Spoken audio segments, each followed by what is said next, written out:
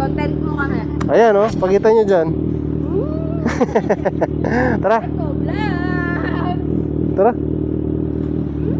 Doon, sa harap. Kuya! Kuya, alam mo yan, kung pinalo ka namin.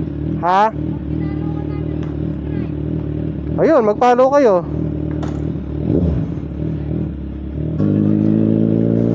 So, ayun guys, nakapagbigay tayo ng sticker. Sakto naglalaro sa labas yung mga bata. Eh, mukhang mahilig din sila sa motor, kaya binigyan na natin ng sticker, kaya di nag-iingi. So, ang nakalimutan natin ngayon, yung gloves ko.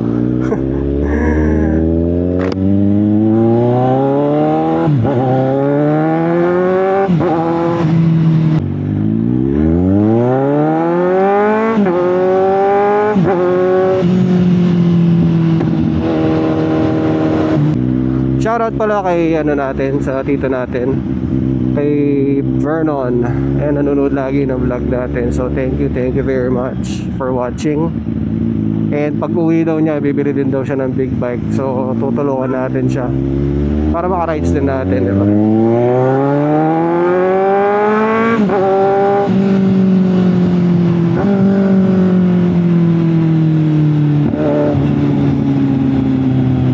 Dapat din pala dapat din ay pinapractice natin yung bigyan natin ng sticker si Kuya, no?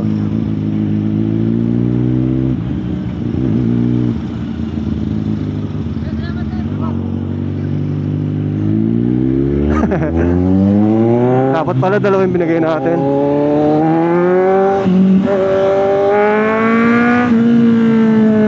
Ito din yung advantage ng walang gloves, no? Siguro pag city drive lang tayo, na-try kung hindi masyadong mag-gloves, though unsafe syempre. Kaso very easy to, you know, yung magbigay ng stickers eh. Pag kasi naka-gloves ka, ang hirap kumuha ng something sa pocket mo eh. Madudulas, hindi mo pa nafe-feel. May nagte-trending pala ngayon, yung alam niyo yung naka-big bike tapos parang binubusinahan na ata or binobomba yung naka-Fazio. Ang toxic ng ganun na mindset, guys. Porque naka-big bike ka, parang binubuli mo yung mga smaller CCs. Hindi ganun eh. In reality, dalawa pa rin gulong yan. Motor pa rin siya. So, it doesn't matter kung higher CC yung bike mo or lower CC, 'di ba? Respeto pa rin. Hindi porke nakabili ka ng mamahaling motor, parang entitled ka na. Ano 'yun? Parang binili mo yung daan. Hindi siya ganoon, 'di ba? Napaka-toxic ng ganoon na mindset. Kahit din sa kuwari naka four wheels ka tapos may naka-motor ka, 'di ba? Wala dapat hierarchy kumbaga na kanino ba dapat yung daan, sino ba dapat tatabi. Hindi ganoon. Respeto sa daan. May mga sinusundan tayong mga hindi naman parang mga rule, hindi naman rules eh. Pero mga etiketa kumbaga, etiquette pagdating sa ganyan.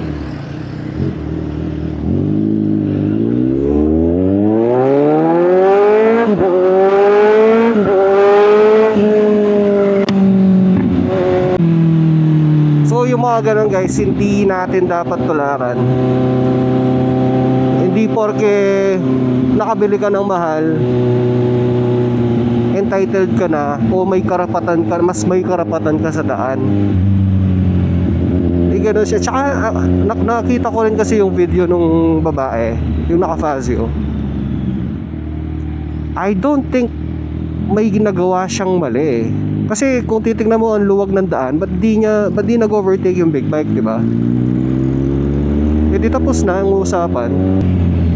Ito, shoutout ulit sa pare natin, kay paring Mark, sa kanya ang garage works. And sobrang galing maglinis na yung mga guys. So pag nakapasyal kayo dito sa may Angeles, sa harap ng Carmelite Chapel, try nyo magpalinis dyan. Quality maglinis. Kunin ko lang saglit yung opening din nito ah. opening. Kukunin ko lang yung menu na pinaprint natin para magamit na natin dito sa shop, guys. Pero pala tayong kasabay na nag-opening doon, pero hindi naman competitor since parang clothing line ata siya.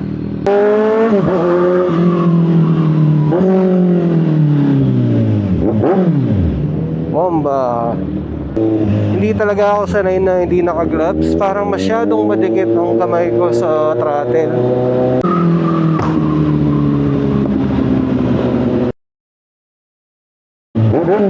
Oh.